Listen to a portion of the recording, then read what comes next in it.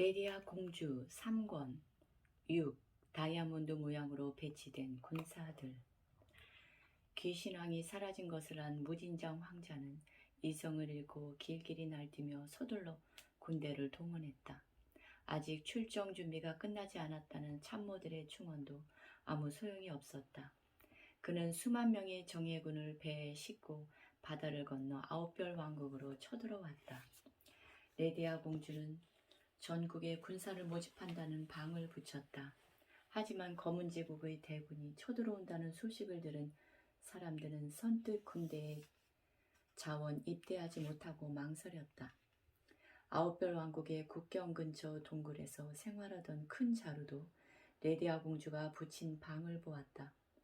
그는 레디아 공주를 만난 이후로 도적질을 그만두고 부하들과 함께 산에서 나는 약초를 캐고 과일을 따서 시장에 내다 파는 일을 하고 있었다. 군사를 모집한다는 방을 본 큰 자루는 레디아 공주에게 큰 위기가 닥쳤음을 직감했다. 큰 자루는 수백 명이나 되는 부하들을 물론이고 인근에 있는 도적대들까지 모두 불러 모았다. 큰 자루는 일대에서 가장 큰 도적이었기 때문에 수많은 패거리들이 그의 명령을 듣고 찾아왔다. 밧줄을 잔뜩 가져오너라. 큰 자루의 명령을 받은 부하들이 창고에서 밧줄을 있는 대로 들고 나왔다. 밧줄을 쌓아놓고 큰 자루가 말했다. 우리들은 오랫동안 도둑질을 해왔으니 언제 잡혀갈지 모른다. 맞습니다. 맞습니다. 도둑들은 언제나 잡혀갈 걱정을 하며 살았다. 오늘 내가 아무리 단단하게 묶인 밧줄도 쉽게 푸는 법을 알려주겠다. 그러니 서로 힘껏 묶어보아라. 아무리 힘껏 묶어도 내가 알려주는 방법을 사용하면 금세 풀 수 있다. 큰 자루의 말을 들은 도둑들은 크게 기뻐하며 서로의 몸을 단단하게 묶었다. 하지만 큰 자루 부하들의 기대와 달리 모든 도둑이 꽁꽁 묶인 것을 확인하자 부하들의 기대와 달리 곧장 레디아 공주에게 연락했다. 레디아 공주가 대군을 이끌고 도착했을 때 수천 명의 도둑들은 밧줄에 묶인 채 바닥을 뒹굴고 있었다. 큰 자루 또한 스스로 몸을 묶은 채 바닥에 무릎을 꿇고 레디아 공주에게 말했다. 공주님께서 익히 아시는 것처럼 우리들은 도둑입니다. 나라가 위기에 처한 지금 공을 세워 죄를 용서받고 싶지만 차마 염치가 없어 군대에 가입하지 못했습니다. 지난날의 죄를 물으시려면 이대로 모두 감옥으로 데려가 주십시오. 레디아 공주가 손수 큰 자루의 몸을 묶은 밧줄을 풀어주더니 군사들에게 도둑들의 밧줄을 모두 풀어주라 일렀다. 도둑질은 나쁜 일이지만 스스로 벌을 청할 만큼 반성하고 있으니 나라의 공을 세워 죄를 씻을 기회를 주겠습니다. 큰 자루에게 이 일대를 수비하는 국경 수비대장의 벼슬을 내리고 부하들을 모두 국경 수비대원으로 임명합니다. 그대들은 이곳의 지형, 지물을 누구보다 잘 알고 몸이 날쌔기 때문에 지리의 어두운 적들은 그대들을 쉽게 상대하지 못할 겁니다. 검은 제국의 대군이 쳐들어오면 치고 빠지는 유격전을 펼쳐서 진격을 저지시키고 이곳에 발을 묶어두세요. 책 왕국, 비단 왕국, 강철 왕국의 군대가 반드시 도우러 올 것입니다. 큰 자루와 도둑들은 레디아 공주에게 충성을 맹세했다. 큰 자루와 수천 명의 도둑이 군대에 가입했다는 소식을 들은 아홉별 왕국 백성들도 앞다퉈 군대에 들어왔다. 레디아 공주는 사람들의 재능을 감안해 인재들을 적재적소에 배치했다. 힘이 좋은 사람은 전투병으로, 발이 빠른 사람은 정찰병으로, 머리 좋은 사람은 정보병으로 배치했다. 레디아 공주가 병사들에게 임무를 나눠주고 있을 때 전쟁에서 각각 다리와 눈을 다친 군인들이 찾아와 자신들도 참전시켜달라고 애원했다. 국방 대신은 이들을 두고 가야 한다고 주장했다. 데려가도 부담만 될 뿐 아무런 쓸모가 없다는 것이 이유였다. 하지만 레디아 공주는 생각이 달랐다. 다리를 다친 병사는 위험한 상황에서도 자신이 맡은 자리를 지킬 가능성이 높으니 최고의 파수꾼이 될 수 있습니다. 눈을 다친 병사는 귀가 밝아 다른 사람이 듣지 못하는 소리를 들을 수 있습니다. 이들의 장점이 아군에게 큰 도움이 될 것입니다. 레디아 공주는 그들을 전력 부대에 포함시킨 채 전장으로 나갔다. 이 결정에 불만을 가진 국방 대신이 나란히 말을 타고 가던 책갈피 왕자에게 볼멘소리를 했다. 공주님이 전쟁을 잘 모르시니 큰일입니다. 오합지졸을 모아서 전쟁에서 승리할 수는 없습니다. 책갈피 왕자가 국방 대신을 달래며 말했다. 레디아 공주님은 항상 사람은 자신이 믿는 대로 이룬다고 하십니다. 자신을 빛이라 생각하는 사람은 빛나는 삶을 살고 짐승이라 생각하는 사람은 짐승같이 사니까요. 구성원들의 자존심을 북돋아주는 것은 무엇보다 중요한 일입니다. 사람들은 자기 자신을 유능한 존재라 믿기 시작하면 놀라운 결과를 이뤄내곤 하거든요. 책갈피 왕자의 설명을 들은 국방 대신도 더는 불평을 늘어놓지 않았다. 검은 제국의 군대는 아홉별 왕국 땅에 상륙하자마자 여러 갈래로 나눠서 침공에 들어왔다. 절반 정도의 병력을 가진 주력 부대는 무진장 황자가 직접 이끌며 아홉별 왕궁으로 향해 곧장 진격했고, 나머지 절반의 병력을 다시 반으로 나눠 산길과 물길을 따라 배치했다. 세 방향에서 왕궁을 공격해 항복을 받아내겠다는 전략이었다. 보석공주와 얼음왕비는 검은 제국의 군대가 도착하자 그들 진영으로 거처를 옮긴 채 아홉별 왕국의 고급 군사 정보를 제공하며 무진장 황자를 도왔다. 하지만 무진장 황자의 계획은 처음부터 삐걱거렸다.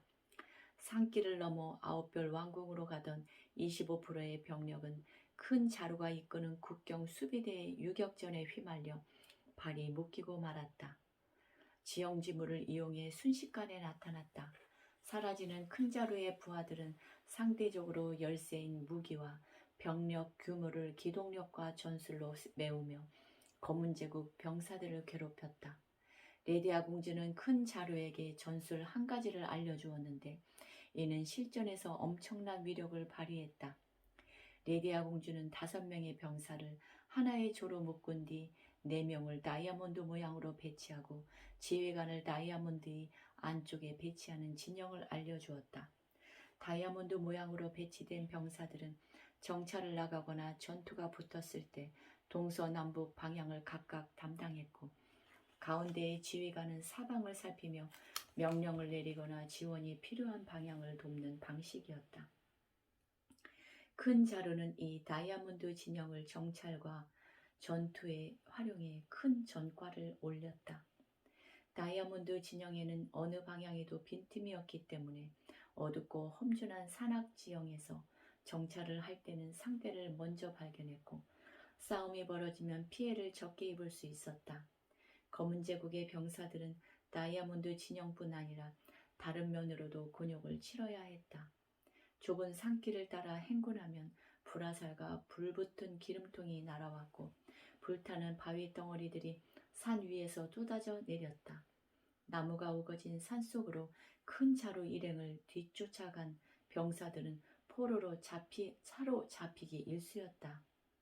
피곤한 몸을 쉬려고 천막을 치고 야영을 하고 있으면 밤새도록 큰 자루의 부하들이 기습을 감행하거나 맹수를 풀어놓는 통에 좀처럼 잠을 잘 수가 없었다.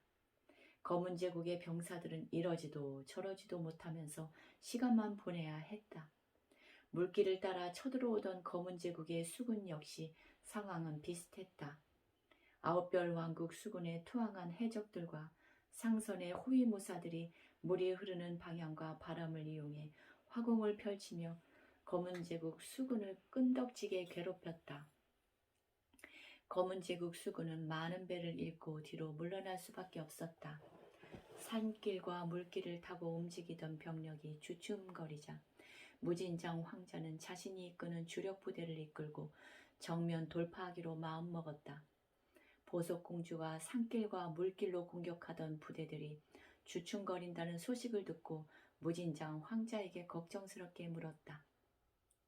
만약 레디아 공주가 이끄는 아홉별 왕국의 군대에 패배라도 하는 날에는 어떻게 되는 거죠? 나와 엄마는 모든 것을 잃게 됩니다. 걱정할 것 없습니다. 이 세상을 지배하는 단 하나의 법칙은 약육강식입니다. 먹이 사슬 맨 위에 있는 동물이 모든 것을 차지하고 아래에 있는 짐승들은 찌꺼기나 받아먹을 뿐이죠. 한번 위계 질서가 만들어지면 쉽게 변하지 않습니다. 나의 검은 제국은 먹이 사슬이 맨 위에 있는 육식동물 같은 존재입니다. 아홉별 왕국 따위는 안중에도 없으니 염려하지 말아요. 곧 보석공주의 머리에 아홉별 왕국의 왕관을 씌워줄 겁니다. 보석공주가 이 말을 듣고 기뻐하며 더는 부채지 않았다. 마침내 레디아 공주와 책갈피 왕자가 이끈 아홉별 왕국의 주력군과 무진장 황자와 보석공주, 얼음왕비가 이끄는 검은 제국의 주력 부대가 넓은 벌판을 사이에 두고 만났다. 양측은 서로 대치한 채 며칠 동안 미동도 하지 않았다. 깊은 밤 막사에서 작전 계획을 점검하는 레디아 공주와 책갈피 왕자에게 눈을 다친 상위 군인이 더듬거리며 찾아왔다. 레디아 공주님, 저기 기습을 감행하고 있습니다. 당장 대비를 하셔야 합니다. 그게 무슨 소리냐? 척후병으로부터 아무런 기별이 없지 않았느냐? 눈도 보이지 않는 녀석이 어떻게 적의 침입을 알아냈단 말이냐? 국방 대신이 크게 화를 냈다. 하지만 레디아 공주가 이를 제지하며 물었다. 어떻게 알았습니까?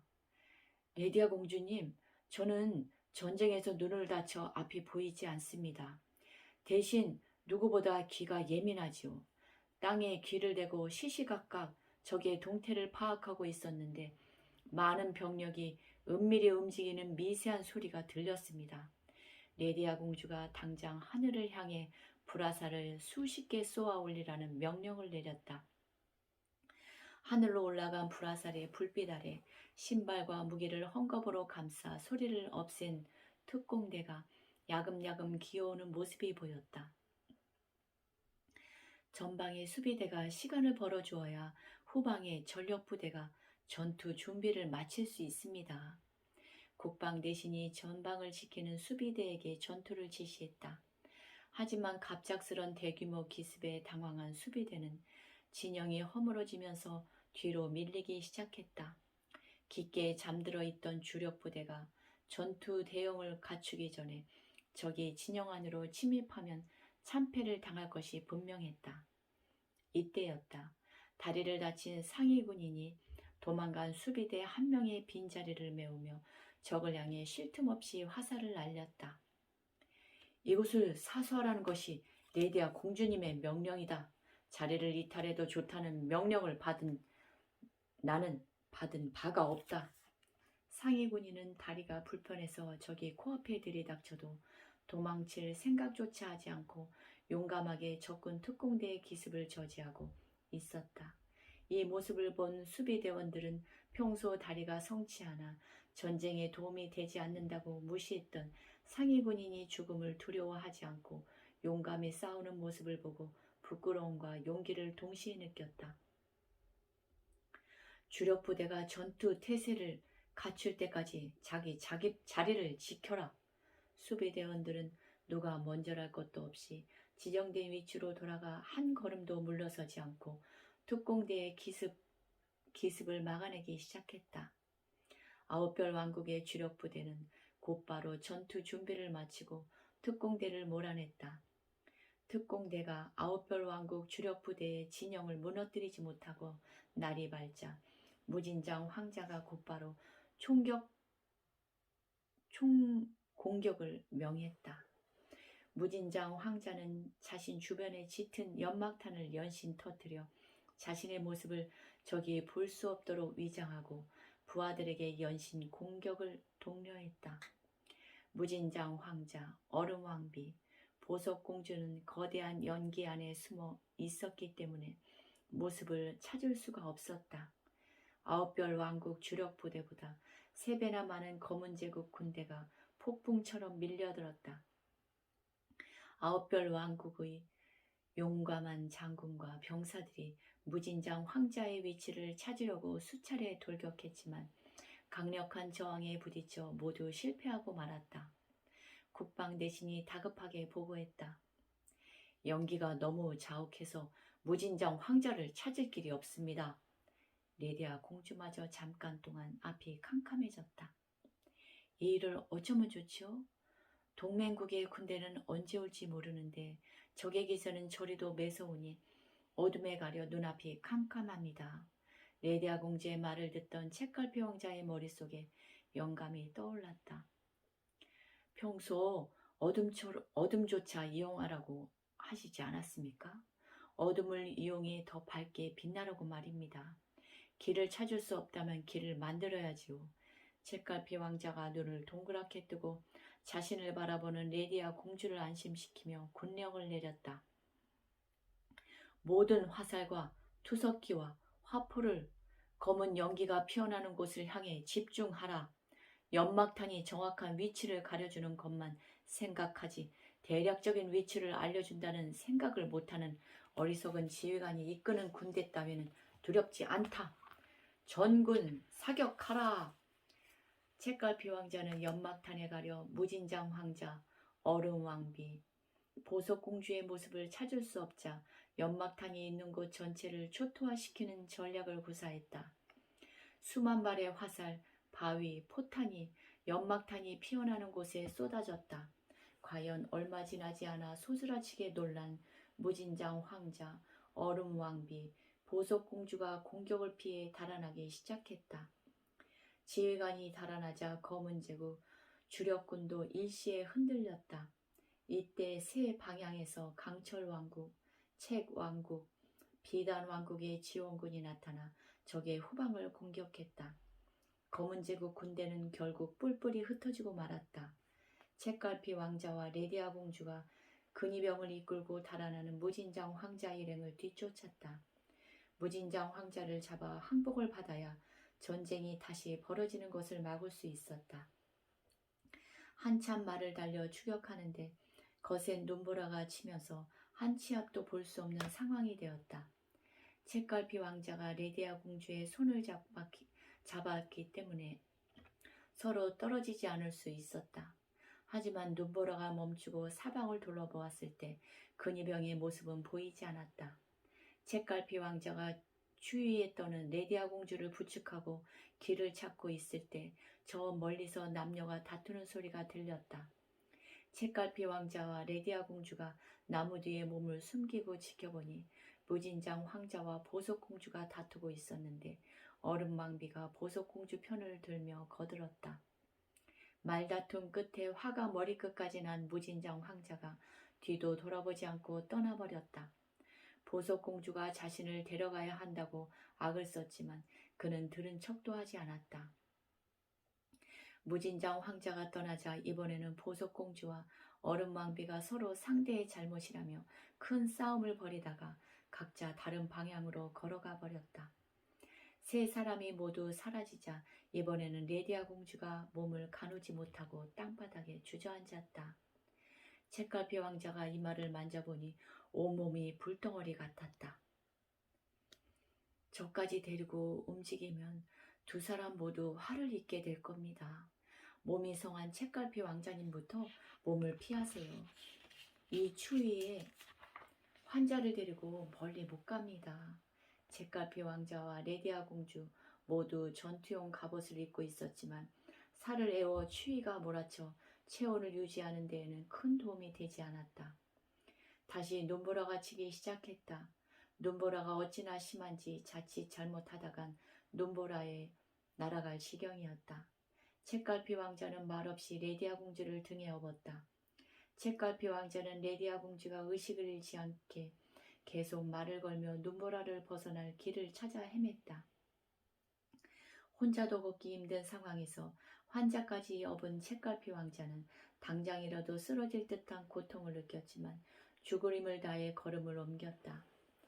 뚜루뚜루 자야 묵해. 책갈피 왕자는 레디아 공주가 알려준 풍요롭고 건강하게 하는 주문을 쉴 새 없이 외웠다. 병을 고치고 기운을 북돋아주는 파랑새의 노랫소리를 따라하자 자기도 모르게 기운이 솟구쳤다. 어느새 책갈피 왕자의 몸에서 더운 땀이 흐르더니 온몸에서 김이 났다. 책갈피 왕자의 등에 업힌 레디아 공주도 뜨거운 체온을 받아 점점 정신을 차렸다. 시간이 흐르자 책갈피 왕자와 레디아 공주는 서로의 체온으로 추위를 느끼지 않게 되었다. 북극성. 레디아 공주가 마지막 남은 힘을 쥐어짜듯이 한마디를 하자 책갈피 왕자가 곧바로 알아듣고 밤하늘을 살폈다. 북극성은 어떤 상황에서도 변하지 않고 한쪽 방향을 가리킨다. 책갈피 왕자는 평소 공부한 천문학 지식을 이용해 북극성을 보면서 방향을 잡았다. 한번 길을 정하자 책갈피 왕자의 몸에서 없던 힘도 솟아났다. 1시간도 지나지 않아서 레디아 공주와 책갈피 왕자를 찾기 위해 사방팔방으로 뛰어다니던 근위병들을 만나 두 사람은 무사히 구조될 수 있었다. 왕궁으로 돌아가는 길에 두 사람은 눈보라 속에서 얼어 죽은 무진장 황자의 시신을 수습했고 추위에 지쳐 죽기 직전의 상태에 놓인 얼음왕비와 보석공주를 차례로 구해 왕궁으로 돌아왔다. 지휘관인 무진장 황자를 잃은 검은 제국의 군대는 곧바로 전쟁을 끝내고 바다를 건너 본국으로 돌아가 버렸다. 감사합니다.